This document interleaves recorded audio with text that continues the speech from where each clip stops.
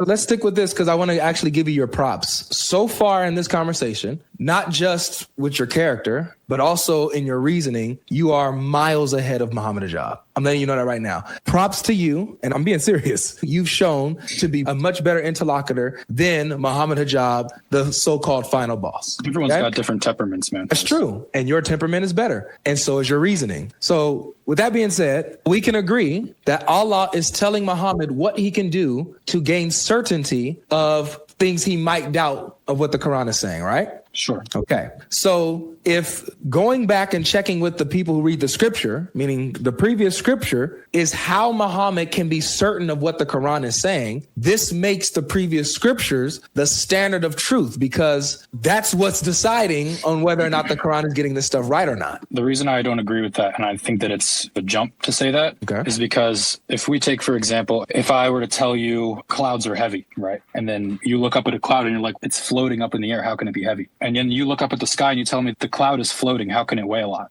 And I tell you, okay, if you don't believe me, you can go weigh it. That doesn't necessarily mean that weighing it is the standard of the truth. It just means that you're testing it. It doesn't mean that the scale is what tells you really anything. That's a great example. I'm gonna show you how good it is. If I tell you the cloud is heavy, right? And you're maybe questioning it. And I say, if you're doubting that the cloud is heavy, go ahead, get a scale and weigh it, right?